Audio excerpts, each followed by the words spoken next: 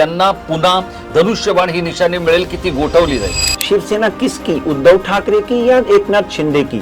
इन दोनों की शिवसेना नहीं है। 2028 तक नरेंद्र मोदी प्राइम मिनिस्टर तो मुझे उनकी कुंडली के हिसाब से दिखते हैं। अभिजीत दिपके ने डेफिनेटली भारतीय जनता पार्टी को हिलाकर रख दिया, ये बात में तो कोई दो राय नहीं। कोण होऊ शकतं मोदींच्या नंतर पंतप्रधान? अमित शाह की अमित शहाचे स्पर्धक समजले जाणारे देवेंद्र फडणवीस? अमित भाई जैसा प्राइम मिनिस्टर इस देश को मिलना सौभाग्य की बात होगी। नमस्कार मित्रहो, देशातील सर्वाधिक शक्तिमान असलेले नरेंद्र मोदी आणि त्यांचे पालक असलेले सरसंघचालक मोहन भागवत, महासत्तांतर घडवू शकणारे एकनाथ शिंदे आणि वेगवेगळे विक्रम आपल्या नावावर प्रस्थापित करणारे देवेंद्र फडणवीस, हे दिल्लीपासून अगदी आपल्या गल्लीपर्यंतचे चार मोठे नेते सध्या प्रचंड भयभीत झालेले आहेत। आणि इतके मोठे शक्तिशाली नेते का भयभीत झालेत असा प्रश्न तुम्हा आम्हाला पडू शकतो। एकूणच राजकीय व्यवस्था जी आहे ती सुद्धा काहीशी गोंधळलेली, भेदरलेली आहे। कुणी त्याला जेंजीचं कारण सांगतंय तर कुणी नरेंद्र मोदी यांचे तारेच गर्दिशमध्ये असल्याचं बोलताय। नेमकं काय आहे हे सगळं आपण संक्षिप्त स्वरूपात आणि तितक्याच शास्त्रोक्त पद्धतीने समजून घेण्याचा प्रयत्न करणार आहोत। आज आपल्या स्टुडिओमध्ये उपस्थित आहेत ज्येष्ठ भाष्यकार आणि जगविख्यात ज्योतिषी पंडित राजकुमार शर्मा। पंडित राजकुमार शर्मा, आपण सगळे त्यांना जाणता, आपण सगळे त्यांना ओळखता।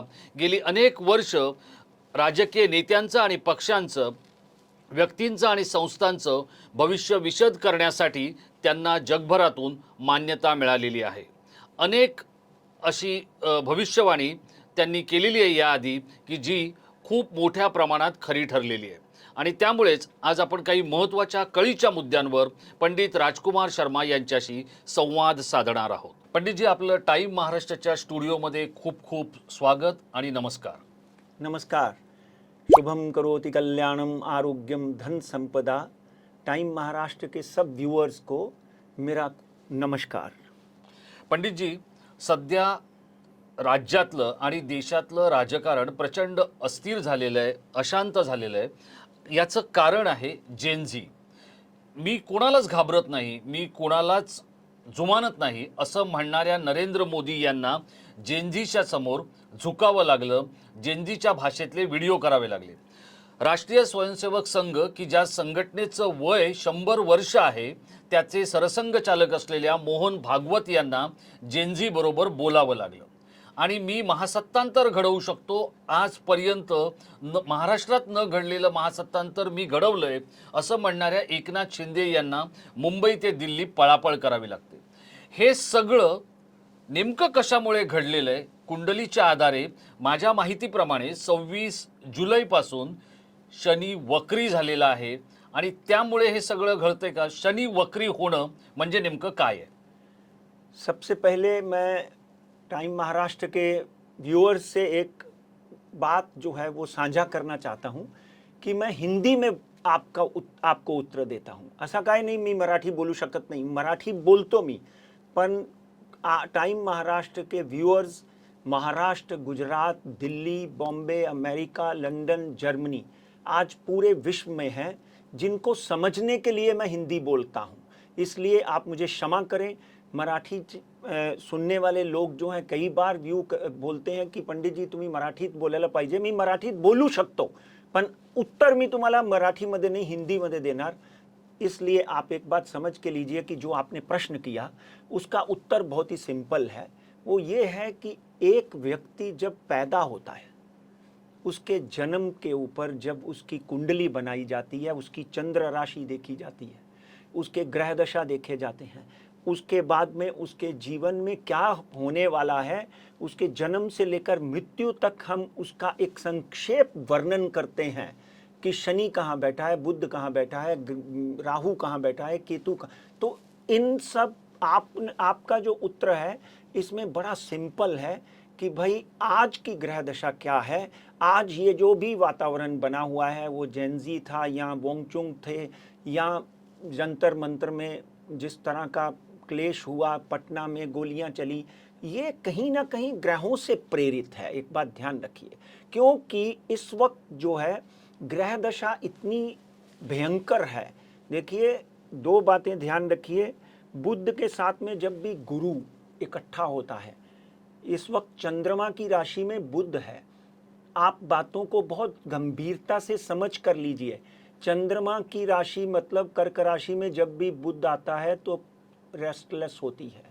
आपने देखा इजराइल, ईरान और अमेरिका का युद्ध वापस शुरू हो गया। ध्यान से सुनिए। उसके बाद अगर बुध के साथ गुरु है, मैं एक्सप्लेन कर रहा हूं आपको ग्रहों और नक्षत्रों के माध्यम से। अगर बुध के साथ गुरु है तो गुरु का सबसे बड़ा शत्रु बुध, इसकी वजह से भी विष योग का निर्माण होता है। भारत में ही नहीं, आधे विश्व में इसका असर होता है। और 134 दिनों से, जो आपने बोला 26 जुलाई से लेकर 12 दिसंबर 2026 तक शनि जो है वो वक्री हुए हैं। शनि देव कौन है? न्यायाधीश हैं। आपने पाप करके चुपचाप बैठ जाते हैं, आप पैसा कमा के चुपचाप बैठ जाते हैं और ऊपर वाला देखता है कि नहीं देखता आपको समझ में नहीं आता। मगर एक बात ध्यान रखिए, शनि न्यायाधीश है। भगवान शिव ने शनि की संरचना इसलिए की, शिवांश है वो, शिव का अंश है, इसलिए रचना की कि पूरे संसार में जो पाप होगा उसका भुगतान, उसकी सजा, उसका दंड आप देने वाले हो। एक बात ध्यान रखिए, विश्व में कोई जज नहीं है। विश्व, अगर चीफ जस्टिस यहाँ दिल्ली में बैठे हुए हैं तो शनि जो है वो पूरे ब्रह्मांड का न्यायाधीश है। ये 134 दिनों में भयंकर प्रलय, प्रलय मतलब ये नहीं कि कहीं से आसमान से कोई प्रलय छूटने वाली है। राजनीति में राजनेताओं के ऊपर, बड़ी बड़ी पार्टियों के ऊपर इस शनि के जो असर है वो डेफिनेटली नेगेटिव। शनि डेफिनेटली कहीं ना कहीं मजबूत होता है। एक बात ध्यान रखिए, वीक नहीं होता वो, नेगेटिव शनि मजबूत होता है। मगर आज तो कलयुग में बैठे हुए कोई भी नेता पाप करने से 2 मिनट नहीं लगाते हैं। पाप मतलब उनको समझता ही नहीं है। मगर जब दंड मिलता है तो उसका उत्तर उनको समझ में आता है कि मैंने ये किया था। अपने आप जब रात को सोते हैं और या सुबह शीशे में देखते हैं तो उनको समझ में आता है कि मैंने ये पाप किया था, इसलिए मुझे ये दंड मिला। इसलिए ये 134 दिन डेफिनेटली कहीं ना कहीं आपको एक ऐसे मंजिल तक ले जाएंगे कि आपको भी यकीन नहीं आएगा कि ये भी हो सकता है। आपने कभी सोचा था कि 12 साल बाद भारतीय जनता पार्टी का कोई इतना बड़ा नेता इस्तीफा देगा? देना पड़ा, क्योंकि उन्होंने ये कहा था ये पार्टी इस्तीफे वाली नहीं है, लेकिन इस्तीफा देना पड़ा। मुझे आज भी याद है कांग्रेस की वो बात, जब आदरणीय विलासराव देशमुख को एक छोटी सी घटना के ऊपर इस्तीफा देना पड़ गया था। यानी यहाँ पर इस्तीफा होगा ही नहीं, ये बात परंपरागत चली आ रही थी, मगर इस्तीफा हुआ। और मित्रों, एक बात ध्यान रखो, कोचरेकर जी आप भी यहाँ पे सुन लीजिए, 134 दिनों में और भी कई लोगों को इस्तीफा देना पड़ सकता है और भी कई लोगों को कटघरे में खड़ा होना पड़ सकता है, क्योंकि शनि दंडाधिकारी है। पंडितजी, मग मला सांगा की आता ज्या पद्धतीत सगळ्या देशाचं लक्ष एका खटल्याकडे लागलेलं आहे आणि तो खटला आहे ठाकरे विरुद्ध शिंदे। मी तो एवढ्यासाठीच घेतोय कारण आत्ता ज्या क्षणाला आपण स्टुडिओमध्ये हा इंटरव्ह्यू रेकॉर्ड करतोय त्यावेळेला एकनाथ शिंदे हे संसदेमध्ये पोहोचलेले आहेत आणि ते दिल्लीतल्या काही बड्या नेत्यांना भेटणार आहेत। एकनाथ शिंदेंची ही जी पळापळ सुरू झालेली आहे शिवसेना कुणाची या प्रश्नावर कपिल सिब्बल यांनी बुधवारी आणि गुरुवारी ज्या पद्धतीचा युक्तिवाद केलेला आहे तो पाहिल्यानंतर हा खटला कोण जिंकेल असा माझा थेट प्रश्न आहे। देखिए, ये बहुत पेचीदा सवाल है। हम आज तक एकनाथ शिंदे की कुंडली देखकर टाइम्स महाराष्ट्र के माध्यम से भी बहुत बार बोल चुके हैं कि एकनाथ शिंदे को बहुत से लोग ज्वाइन करेंगे, आपको याद होगा जी। और आप देखिए अभी रिसेंटली 6 MP उनको ज्वाइन कर गए। एकनाथ शिंदे धनु राशि है उनकी, और 2012 से राजेश कोचरेकर जी आपको याद होगा, मैं बार बार कई चैनलों के माध्यम से आपके शो में भी ये बोलता आया कि ये व्यक्ति आगे जाकर चीफ मिनिस्टर बनेगा। मगर अब अगर आपने जो सवाल किया है कि शिवसेना कुणाची, शिवसेना किसकी, उद्धव ठाकरे की या एकनाथ शिंदे की? इन दोनों की शिवसेना नहीं है, शिवसेना तो बाल ठाकरे की है। जी, बहुत सही जवाब है। बाल ठाकरे लेकिन ये जो जवाब है ये खुद को सेव करने वाला जवाब है। मैं सटीक तरीके से ये मैं पूछना चाहता आपको हूं, सटीक शिंदे तरीके हाथ धो के बैठेंगे या उद्धव ठाकरे मुनाफे में रहेंगे? देखिए, अब आज अगर हम एकनाथ की कुंडली का अध्ययन करते हैं तो 2012 से राहु की महादशा चली, 2012 से लेकर आज 2026 तक तो मैं उनके लिए बुलिश ही था। हमेशा मैंने जो भी भविष्यवाणियां की वो सत्य हुई, उन्होंने खुद भी इस बात को सराहा और आपके चैनल के माध्यम से भी वो सत्य हुई। मगर आज राहु की महादशा उनकी जो है वो, उसमें सूर्य का प्रवेश, सूर्य अंतर्दशा चल रही है। सूर्य और राहु, देखिए जब ग्रहण लगता है ना तो सूर्य, राहु और केतु सूर्य को खाने लगते हैं तो सूर्य ग्रहण लग जाता है, और राहु और केतु जब चंद्रमा को खाने लगते हैं तो चंद्र ग्रहण लग जाता है। इस बात को ध्यान से सुनिए, मैं आपको परिभाषा के साथ समझा रहा हूं मित्रों। मगर इस वक्त शिंदे साहब की कुंडली में राहु में सूर्य की अंतर्दशा चल रही है, जो कि आज अगर हम देखने को जाएंगे तो 2027 मई तक है वो, 2027 मई तक इनकी कुंडली में सूर्य की अंतर्दशा चल रही है। और सूर्य की अंतर्दशा का मतलब है कि कुंडली में एक ग्रहण का निर्माण हो गया। राहु तो उनका प्रबल है, राहु जो है वो राजा है, बाकी ग्रह जो है मंत्री और संतरी होते हैं। मगर इस वक्त अगर हम एकनाथ जी की कुंडली का अध्ययन करते हैं तो डेफिनेटली इस निर्णय में उनको कोई ना कोई नुकसान होता हुआ दिखाई देता है। देखिए, ये तो है, मतलब आप ये कह रहे हैं कि एकनाथ शिंदे जी को नुकसान हो सकता है, लेकिन क्या उद्धव ठाकरे, ज्या पद्धतीत उद्धव ठाकरे गेली 4-5 वर्ष स्वतःच्या अस्तित्वासाठी, पक्षाच्या अस्तित्वासाठी लढतायत, संघर्ष करतायत, झगडतायत, उद्धव ठाकरे आता या खटल्यानंतर उभे राहतील का? तितक्याच द्वेषाने परत ते राजकारण करतील का? त्यांना पुन्हा धनुष्यबाण ही निशाणी मिळेल की ती गोठवली जाईल? देखिए, आज दो प्रश्न है न्यायाधीश के सामने। एक है शिवसेना कुणाची, दूसरा है कि शिवसेना चिन्ह कुणाचा। जी, शिवसेना चिन्ह किसका, ये दो सवाल हैं। इन दो सवाल में एक ना एक सवाल जो है उसका हल जो है वो उद्धव के पक्ष में भी हो सकता है। एक बात ध्यान रखिए, देखिए अभी 2 हफ्ते से ये मुलतवी होते जा रहा है डेट, परसों होने वाला था, फिर कल हो गया, फिर अभी अगस्त की कोई डेट पड़ी है।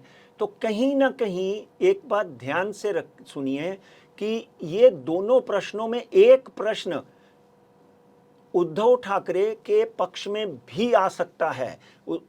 बाकी आप अभी हमने बोला कि 12 साल के बाद भारतीय जनता पार्टी को किसी नेता का इस्तीफा लेना पड़ा, 134 दिन में एकनाथ शिंदे को कोई ना कोई झटका जरूर लग सकता है। ही खूप मोठी भविष्यवाणी आहे पंडित राजकुमार शर्मा यांची की एकनाथ शिंदे यांना, पण मला एक सांगा की हा जो झटका एकनाथ शिंदेंना बसणार आहे तो हा सगळा खटला, कारण आता निवडणूक नाही आहे, काही नाही आहे, पण तरीही एकनाथ शिंदे आणि ठाकरेंचा खटला हा या 134 दिवसात शनी वक्र असताना आलेला आहे, त्याचा याच्यावर परिणाम झालाय का? 200%, 100% नाही, 200% ह्याचा परिणाम होतात। आज आपण आजारी पडतात तर आम्ही 6th हाउस बघतो, छठा घर देखते हैं कि उसमें क्या कौन सा ग्रह बैठा हुआ है। आपको कैंसर होगा, डायबिटीज होगी, पैंक्रियाज होगा, डाइजेशन खराब होगा। तो अगर हम मैं उनकी कुंडली का अध्ययन आज से थोड़ी कर रहा हूँ, 34 साल से कर रहा हूँ। ये बात पूरे महाराष्ट्र में नहीं, पूरे विश्व भर में मालूम है। एकनाथ शिंदे की कुंडली का मैं 30 से 32 साल से अध्ययन कर रहा हूँ। गुरु की महादशा में उनकी बल्ले बल्ले हुई, राहु की महादशा में वो यूडी मिनिस्टर रहे, उसके बावजूद भी उन्होंने बाकायदा प्रगति ही की है। देखिए उनकी प्रगति में कोई कमी आएगी नहीं, एक बात ध्यान रखिए आप, प्रगति उनकी जारी रहेगी, क्योंकि राहु की महादशा मेरे हिसाब से 2030 तक है। दो हिसाब से क्या, सत्या में है 2030 तक है। तो 2030 तक एकनाथ शिंदे को सत्ता से बाहर कोई नहीं कर पाएगा, एक बात ध्यान रखिए। मगर उद्धव की कुंडली में गुरु की महादशा चल रही है, इसलिए गुरु जो है वो सौम्य, शिक्षा, धर्म, संस्कार और कहीं ना कहीं उद्धव ठाकरे की जो पार्टी है, जो बाला साहब की देन है, ओरिजिनल पार्टी है जी, डेफिनेटली एकनाथ भी आज बाला साहब के संस्कारों पर चल रहे हैं। मगर कहीं ना कहीं इन 134 दिनों में आज हम 7 तारीख पे बैठे हुए हैं। इन 134 दिनों में डेफिनेटली 134 दिन क्या, मैं तो आपको बोल रहा हूं राहु धनिष्ठा नक्षत्र में गया है। याद रखिए इस विषय को, राहु धनिष्ठा नक्षत्र में गया है। 12 सितंबर 2026 से पहले पहले भी एक ऐसा फैसला आपको सुनने को मिल सकता है जिससे एकनाथ शिंदे को डेफिनेटली कहीं ना कहीं कोई हानि का सामना करना पड़ सकता है। पंडित राजकुमार शर्मा खूप महत्त्वाच्या विषयावर आपली मतं मांडतायत आणि ते ग्रहांच्या आणि कुंडलीच्या आधारावर बोलतायत. टाइम महाराष्ट्र हे चॅनेल म्हणून या सगळ्याची जबाबदारी ही त्यांच्या आजपर्यंतच्या ज्ञानावर आणि माहितीवर सोडत आहे. याच्याशी चॅनेलचा असा काही संबंध नाही आहे. हा कार्यक्रम जरी आपण करत असलो आणि आजपर्यंतचा पंडित राजकुमार शर्मांचा ट्रॅक रेकॉर्ड हा 90% जास्त असल्यामुळे आपण त्यांना काही विषयांवर बोलतं करतोय. पंडितजी, जी गोष्ट नरेंद्र मोदी यांनी 12.5 वर्षात, म्हणजे बघा आपण जर पाहिलं तर आजपर्यंत महाराष्ट्रावर किंवा भारतावर अनेकांनी राज्य केलं. ब्रिटिशांनी राज्य केलं 250 वर्ष, त्याच्या आधी मुघलांचं राज्य होतं. पण भाजपचं राज्य हे 12.5 वर्षातच संपलं, अशी परिस्थिती निर्माण झाली आहे. त्यांना नेमका कोणाचा, म्हणजे त्याच्यासाठी काय कारणीभूत आहे? नरेंद्र मोदी यांची कुंडली कारणीभूत आहे की भाजपची कुंडली कारणीभूत आहे? देखिए, इस विषय के ऊपर एक बात ध्यान से सुनिए कि संपला काय नहीं, कहाँ खत्म हुआ है सर। नरेंद्र मोदी, अमित शाह आज देश के सबसे दिग्गज नेता हैं। बाकी सबकी कितनी पावर है आप भी जानते हैं, मैं भी जानता हूं। ये 2 व्यक्ति हैं जो देश चला रहे हैं और जो हर फैसला जो है इनके माध्यम से होता है, इसमें कोई दो राय नहीं। मगर कभी ना कभी कहीं ना कहीं आदमी जब शरीर छोड़ता है तो उसको बहाना लगता है कि भाई उसका एक्सीडेंट हो गया, वो बाथरूम में स्लिप हो गया, तकलीफ हो गई। ये चीजें तो कोई भी झुठला नहीं सकता। जो पैदा हुआ है उसको मरना है, और जो पैदा हुआ है उसके पास एक मशीन है जिसमें कभी भी किसी भी तरह का कचरा फंस सकता है। ये एक आदमी के इस्तीफा देने मात्र से आप इस बात को भूल जाइए कि नरेंद्र मोदी और भारतीय जनता पार्टी के बुरे दिन शुरू हो गए। वो लोग आरएसएस के माध्यम से प्रणाली, क्रियाएं, राजनीति में कौटिल्य नीति, चाणक्य नीति करके चलते हैं। यहाँ पे वो लोग हारते हैं, वहां पे वो लोग डबल मेहनत करते हैं, बाकी पार्टियों की तरह नहीं। आदरणीय नरेंद्र मोदी की मंगल की महादशा 26/8/2028 तक चल रही है। एक बात ध्यान से सुन लीजिए, बहुत से अपड़ू तपड़ू एस्ट्रोलॉजर बोलते हैं कि ये साल मोदी नहीं काटेगा। मंगल मतलब धरणी गर्भ संबुत्तम विद्युत कांति संप्रभम कुमारम शक्ति हस्तम तम मंगलम प्रणमामि हम। 2028 तक नरेंद्र मोदी प्राइम मिनिस्टर तो मुझे उनकी कुंडली के हिसाब से दिखते हैं। उसके बाद उनकी राहु की महादशा शुरू होगी, उसमें किसी तरह की बीमारी या मानसिक प्रॉब्लम की वजह से वो राजनीति त्याग सकते हैं। मगर 2028 तक भारतीय जनता पार्टी इसी तरह मजबूत होती रहेगी। हाँ, अमित शाह साहब की कुंडली का जब हम अध्ययन करते हैं तो उनको अपनी सेहत का विशेष गंभीरता से ख्याल रखना पड़ेगा। देखिए, बुध और चंद्रमा जब इकट्ठे होते हैं तो एक रेस्टलेसनेस पैदा कर देते हैं। आपने देखा पिछले दिनों राहुल गांधी ने बोला कि जब अमित शाह गाड़ी में बैठे तो उनके हाथ कांप रहे थे। अरे वो शेर जैसा आदमी जिसके हाथ कांप रहे हैं, तो कोई ना कोई ग्रह दशा ऐसी होगी जिससे उसके हाथ कांपने शुरू हो गए। तो इसलिए एक बात ध्यान से सुनिए कि नरेंद्र मोदी और भारतीय जनता पार्टी को इस वक्त 2028 तक कोई नहीं हिला सकता। कहीं कोई दूसरी सरकार बनने के योग नहीं है। हाँ, विरोधी पक्ष जो है वो मजबूत होता हुआ दिखाई देता है, क्योंकि आज की कुंडली में केतु 5वें घर में और राहु 11वें घर में बैठा हुआ है। 5वां घर जनता का है। जनता जो है कहीं ना कहीं वहां पर बैठकर उनका विरोध करते जाएगी। उस विरोध का सामना, उस विरोध के उपाय ये लोग कहीं ना कहीं से निकालने की कोशिश करते रहेंगे, और वो कर रहे हैं।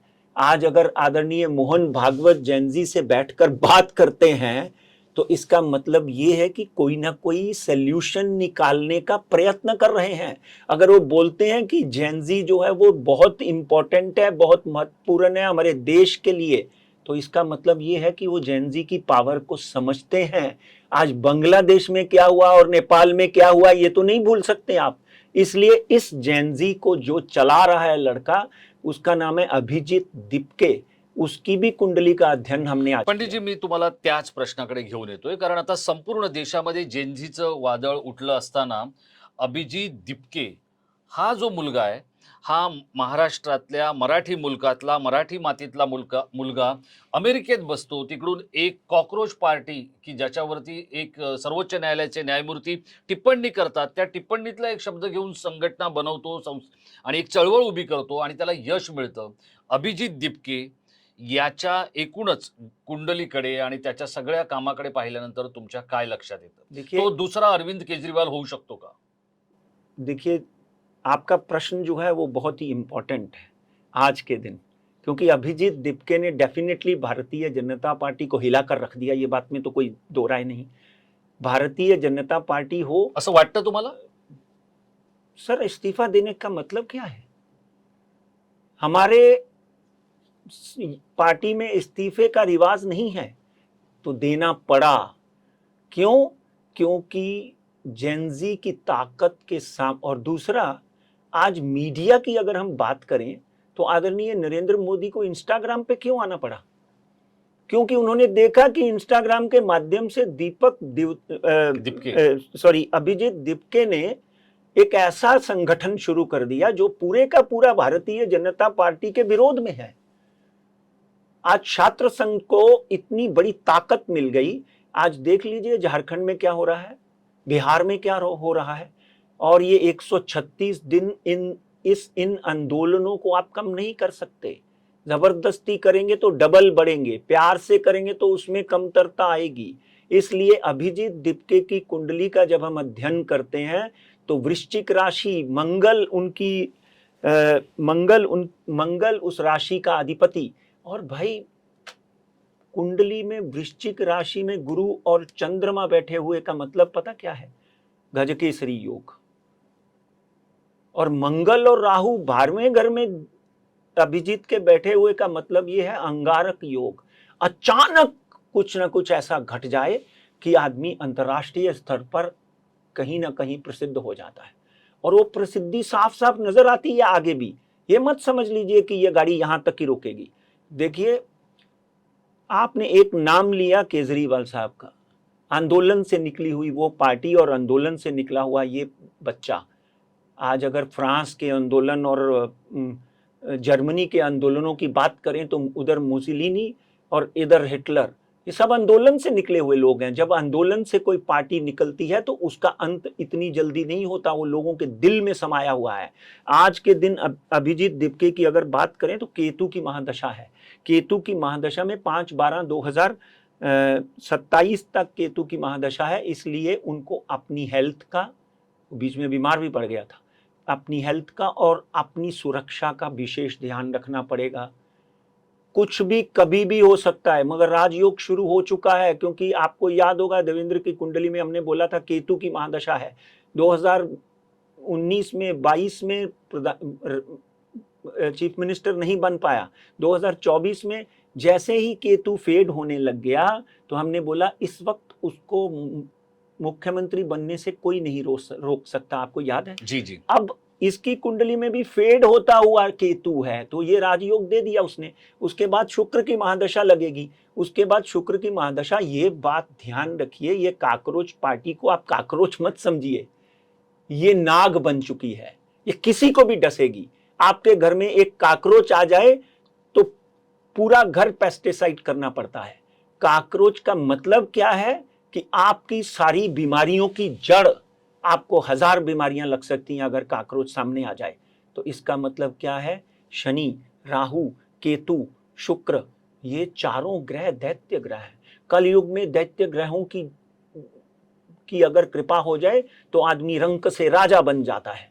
आपके सामने बहुत से लोगों की राहु की महादशा 2004 में मनमोहन सिंह की, 2012 में एकनाथ शिंदे की, 2002 में आदरणीय नरेंद्र मोदी जब चीफ मिनिस्टर बने, तो राहु की महादशा, शुक्र की महादशा, शनि की महादशा। और ये लड़के की कुंडली में शनि स्वग्रही, अपने घर में बैठा हुआ शनि, तो डेफिनेटली इसकी चाल आगे जाकर बहुत मजबूत होगी।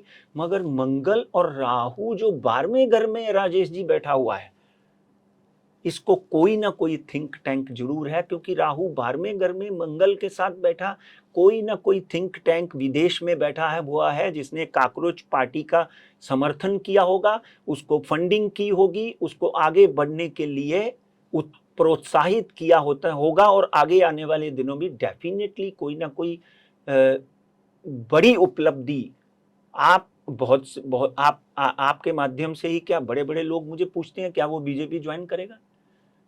मेरा सवाल यह है कि क्या उसका कन्हैया कुमार हो जाएगा? सवाल ही पैदा नहीं होता।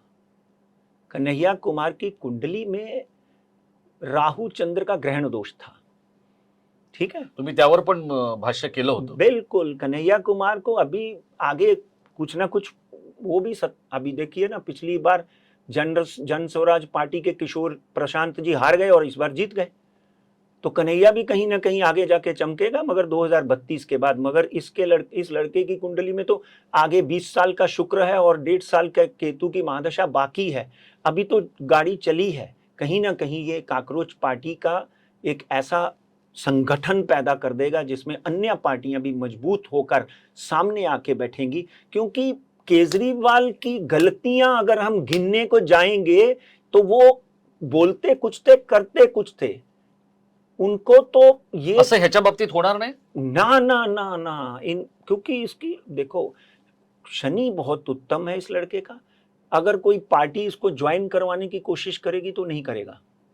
शुक्र की महादशा में सर ये 2027 के बाद कहीं ना कहीं सत्ता में अपनी हाजिरी खड़ी कर देगा। आपको मालूम है अभिजीत दीपके एक बार आम आदमी पार्टी का चुनाव लड़ चुका है, मालूम है ना आपको?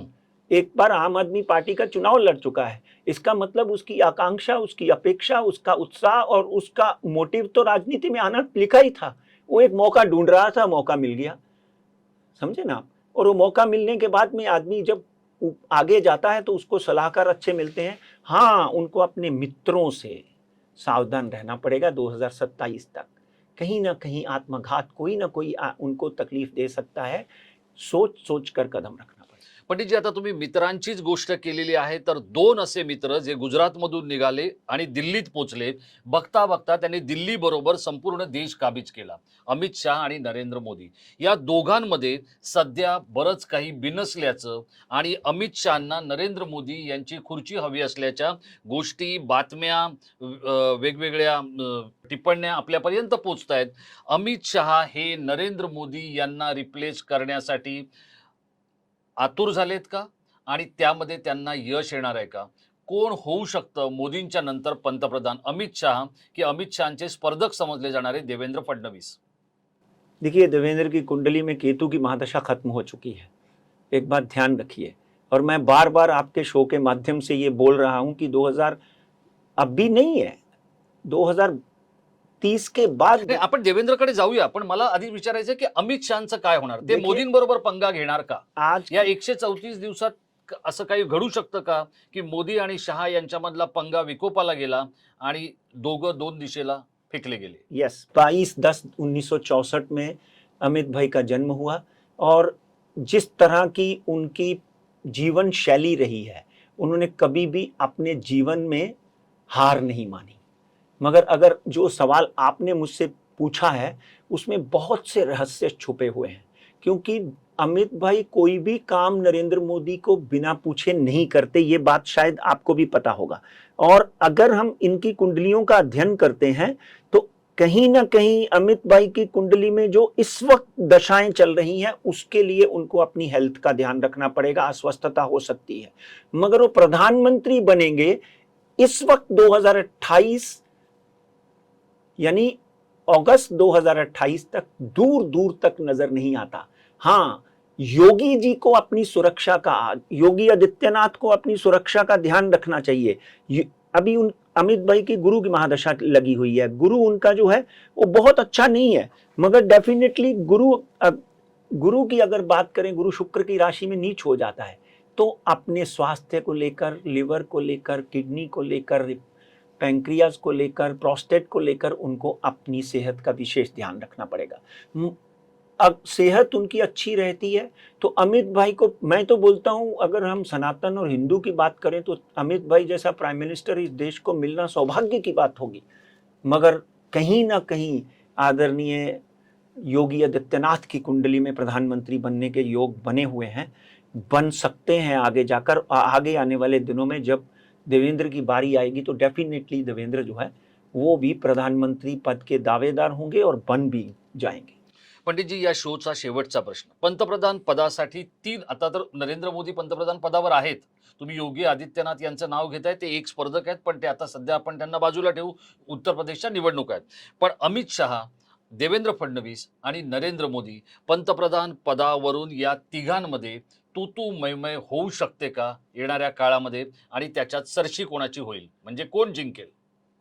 एकदा परत नाव मी तुम्हाला सांगतो, नरेंद्र मोदी आता पंतप्रधान पदी आहेत, त्या पदासाठी अमित शहा हे त्यांच्या पाठोपाठ आहेत, आणि देवेंद्र फडणवीस यांना सगळा देश पंतप्रधान पदाचे उमेदवार म्हणून मानतो, त्यांचं शिक्षण, त्यांच्या सगळ्या गोष्टी पाहिल्या तर पंतप्रधान पदासाठी या तीन मोठ्या नेत्यांमध्ये तू मैमय होऊ शकते का 134 दिवसांमध्ये? 134 दिन में तू मैमय नहीं होने वाली है किसी भी तरह की, मगर डेफिनेटली इन तीनों में अस्वस्थता रहेगी। लोग बोलेंगे देवेंद्र फडणवीस दिल्ली जा रहे हैं, लोग बोलेंगे अमित शाह की तबीयत बड़ी खराब है, मगर एक बात ध्यान रखिए, यहाँ पर एक बड़ी सुंदर बात मैं आपको बताता हूँ।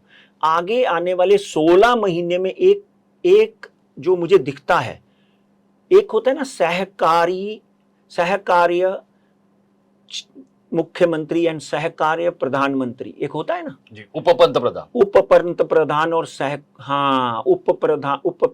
उपपंतप्रधान। पॉसिबल है कि आदरणीय नरेंद्र मोदी एक काम करने, क्योंकि कुंडली को बहुत गंभीरता से देखना पड़ता है, इसके लिए आपको तपस्या करनी पड़ती है। श्रावण में हम लोग 2-2 बार आज के दिन रुद्राभिषेक करते हैं, तो भोलेनाथ की कृपा और यहाँ दृष्टि देखनी पड़ती है कि आपकी तीसरी दृष्टि आपको क्या कहती है, आज्ञा चक्र क्या कहता है। कहीं ना कहीं अगले 16 महीने में एक बात पक्की हो सकती है 98% कि आदरणीय नरेंद्र मोदी 3 महीने के लिए अवकाश ले लें, 3 महीने के लिए कहीं ना कहीं यात्रा पे चले जाएं या मेडिटेशन पे चले जाएं और अमित शाह को सहकार्य प्रधानमंत्री बना दें। प्रभारी पंतप्रधान होऊ शकतात, प्रभारी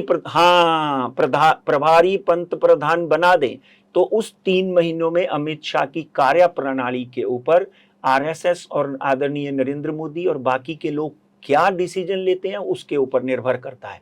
मगर अमित शाह की कुंडली में प्रधानमंत्री बनना लिखा है। आपको याद होगा एक जमाने में मैं बोलता था अडवाणी जी प्राइम मिनिस्टर बन सकते हैं, मगर अडवाणी जी उप प्रधानमंत्री बने, तो मुझे उन्होंने पूछा कि मैं प्रधानमंत्री नहीं बना। मैं बोला साहब मेरा प्रधानमंत्री बनने का भविष्यवाणी थी, प्रधानमंत्री को आपके नाम के पीछे लिखा गया, मेरी भविष्यवाणी सफल हो गई। इसलिए मैं अमित भाई के लिए भी यही कहूंगा कि प्रधानमंत्री बनना उनकी कुंडली में लिखा हुआ है, मगर स्वास्थ्य एक सबसे बड़ा मुद्दा होगा। हे आहेत पंडित राजकुमार शर्मा। पंडित जी, आपण या अत्यंत महत्त्वाच्या विषयांवर की ज्याच्याकडे आता देशाचं लक्ष लागलेलं आहे त्या सगळ्या गोष्टींकडे आपण पाहिलेलं आहे। हे झालं नेत्यांचं। नेते हे आपल्या आयुष्यामध्ये अगदी सकाळी उठल्यापासून रात्री झोपेपर्यंत राजकारण हे तुमच्या आमच्या आयुष्यामध्ये गोष्टी करत असतं, अंमल करत असतं। आपल्या घरात येणाऱ्या दुधापासून ते रात्री आपण ज्या बातम्या बघून झोपायला जातो तिथपर्यंत सगळीकडे आपल्याला राजकारण दिसतं। पण त्याचबरोबर प्रत्येक माणसाला ज्या 2 गोष्टी श्रीमंत करतात त्या आहेत सोनं आणि चांदी, जो तुमच्याही जिव्हाळ्याचा विषय आहे। तुम्हाला काय वाटतं सोन्याची अवस्था येणाऱ्या दिवसांमध्ये काय असेल? देखिए अगर हम सोने की बात करें तो सोना वापस 1,50,000 रुपए पर 10 ग्राम हो गया। त्याला 134 दिवसाचा फटका बसणार नाही? 134 दिन में सोना कहीं ना कहीं 1,70,000 रुपए हो जाएगा, क्योंकि सोना गुरु से संबंध रखता है, गुरु से संबंध रखता है, इसलिए गुरु उच्च का चल रहा है। बुद्ध के साथ में मिला हुआ भी सोना अभी तक नीचे गिरने का नाम नहीं ले रहा। मैं मार्केट विश्लेषण भी करता हूं, सोना कहीं ना कहीं 1,38,000 1,40,000 से नीचे नहीं जाएगा। ये मैंने और भी चैनलों के माध्यम से बोला था। और आगे आने वाले दिनों में अगर हम 1 से 2 साल की अवधि देखें तो सोना 2 लाख रुपए पर 10 ग्राम होने के योग बनते हैं। चांदी की बात करें तो चांदी नीचे आ सकती है और आई भी सीधी 4 लाख से 2,20,000 के ऊपर घूम रही है, और 1,90,000 उसका लास्ट अंतिम स्टेट ऐसा समझ ली है। वो 1,90,000 से नीचे नहीं आएगी, मगर 2 लाख से चांदी आप खरीदना शुरू कर दें, चांदी फिर 3 लाख के पास जाती हुई दिखाई देती है। और ये युद्ध की बात करें तो ये युद्ध 26 तारीख से हमने प्रेडिक्ट किया था कि कहीं ना कहीं इसमें कोई सोल्यूशन मिल जाएगा। अगले मतलब 15 अगस्त से पहले पहले आपको ये युद्ध में पूरी तरह सोल्यूशन दिखाई देगा। पंडितजी, आता आपण राजकीय नेत्यांबद्दल बोललो, पंतप्रधानांबद्दल बोललो, सोनं आणि चांदीबद्दल बोललो. 26 जुलैपासूनचे 134 दिवस म्हणजे साधारण एक डिसेंबरपर्यंतचा जो वेळ आहे, सर्वसामान्य नागरिकांनी किंवा सर्वसामान्य ज्यांचा ग्रह तारे याच्यामध्ये विश्वास आहे, त्यांनी काय गोष्टींची काळजी घेतली पाहिजे असं तुम्हाला वाटतं? संक्षिप्त स्वरूपात सांगून आपण या मुलाखतीचा आणि कार्यक्रमाचा समारोप करणार आहोत. बुध और गुरु इकट्ठे बैठे हों। शनि मीन राशि में वक्री हुआ है। आप ध्यान से बात को सुनिए। जो रेस्टलेस है उससे दूर रहें, मेडिटेशन करें, प्राणायाम ब्रीदिंग एक्सरसाइज करें, और जनता को एक ही सलाह है कि न्यूज कम देखें, नहीं तो दिमाग खराब करेगी। अपने आप को कोई कॉमेडी फिल्म में घुसाएं, कहीं ना कहीं आप अपने घर में बैठे अपने आप को देखिए। अगर सारा मीडिया सच्चा होता तो आदरणीय नरेंद्र मोदी इंस्टाग्राम पे क्यों जाते? आपका दिमाग खराब करने के लिए कहीं ना कहीं। अभी मैं एक छोटा सा वीडियो देख रहा हूं तो उसमें लिखा हुआ था कि भयंकर युद्ध, दुबई में 4 बम फट गए, बस उसको क्लिक किया तो कुछ भी नहीं। इसलिए उन टाइटल से दूर रहें जो आपका दिमाग खराब करते हैं। बाकी आपके भाग्य में जो लिखा है वो अच्छा है। भारत डेफिनेटली विश्व गुरु बनेगा। इकोनॉमिकली भारत ही चाइना के बाद एक ऐसा प्लेटफॉर्म है, यहाँ पर आज पैसा लगाएंगे तो 3 साल में डबल होगा, 5 साल में ट्रिपल होगा। हे आहेत पंडित राजकुमार शर्मा. देशाच्या पंतप्रधानांपासून ते राज्यातल्या सगळ्यात मोठ्या पक्षावर आणि नेत्यांवर भाष्य केल्यानंतर आपण त्यांचा निरोप घेणार आहोत. पंडितजी, आज आपण स्टुडिओत आलात आणि अत्यंत महत्त्वाच्या विषयांवर आपण आमच्या प्रेक्षकांशी संवाद साधलात आणि ग्रहताऱ्यांच्या अनुषंगाने आपण मोदी, शहा, देवेंद्र फडणवीस, शिंदे आणि ठाकरे आम्हा सगळ्यांना समजावून सांगितलं. त्याबद्दल लास्ट आपले but not least Abhijit Dipke. हां, अभिजित दिपके, कारण अजून तो नेता झाला नसल्यामुळे माझ्या डोक्यातून कदाचित त्याचं नाव सटकलं असेल, पण तुम्ही ज्याप्रमाणे भविष्यवाणी केलेली आहे त्या भविष्यवाणीनुसार अभिजित दिपके हा सुद्धा नवा नेता होण्यासाठी राजकीय क्षितिजावर उगवलेला आहे. आणि या सगळ्या माहितीसह पंडितजी, माझी संपूर्ण टीम आणि टाइम महाराष्ट्राच्या वतीनं आणि लाखो प्रेक्षकांच्या वतीनं मी आपले धन्यवाद व्यक्त करतो. धन्यवाद।